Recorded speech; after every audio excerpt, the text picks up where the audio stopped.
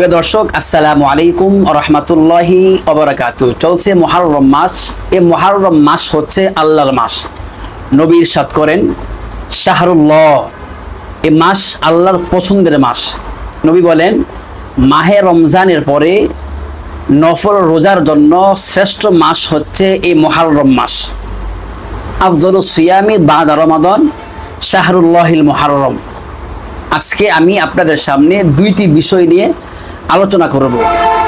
কোন দুই দিন আমাদেরকে এই মুহররম মাসের মধ্যে রোজা রাখতে হবে, কেনই বা এই মুহররম মাসের মধ্যে আমাদেরকে দুইটি রোজা রাখার জন্য নবী আদেশ করলেন।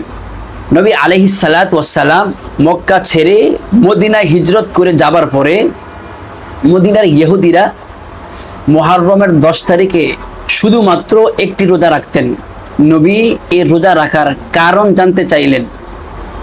ইহুদিরা বলে, এই মুহররমের 10 তারিখে ফেরাউনের কবল থেকে আমাদের নবী মুসা আলাইহিস সালাতু ওয়াস সালাম মুক্তি লাভ করেন, তার জন্য আমরা একটি রোজা রাখি। নবী ইরশাদ করেন, নাহানু আহাক্কু বিমুসা মিনকুম ফাসামাহু ওয়া আমারা বিসিয়ামি। তাই নাকি? এটাই যদি হয়, মুসা আমার ভাই, তাহলে আমরা একটি নয়, আমরা রোজা রাখবো দুইটি। নবী বলেন, সুমু আশুরা ওয়া খালিফু ফিহিল ইয়াহুদা ওয়া সুমু ক্বাবলাহু ইয়াওমান বা'দাহু ইয়াওমান। নবী বলেন, আমার উম্মত একটা রোজা নয়, আমার উম্মত রোজা রাখতে হবে দুইটি। এই হচ্ছে মুহররম মাসের মধ্যে দুইটি রোজা রাখার কারণ।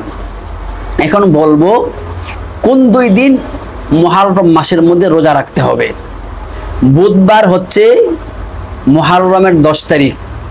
আমরা দুই ধাপে মুহররমের দুইটি রোজা আমরা রাখতে পারি। প্রথম ধাপ হচ্ছে মঙ্গলবার বুধবার, অর্থাৎ 9-10 অথবা 10-11 তারিখ।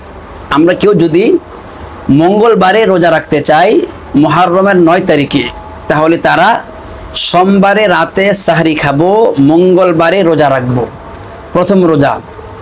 দ্বিতীয় রোজা মুহররমের 10 তারিখ অর্থাৎ বুধবারে আমরা রোজা রাখবো। কেউ যদি আমরা মুহররমের 10-11 তারিখে রোজা রাখতে চাই, তাহলে মঙ্গলবারের রাতে আমাদেরকে সাহরি খেতে হবে, বুধবারে প্রথম রোজা রাখতে হবে।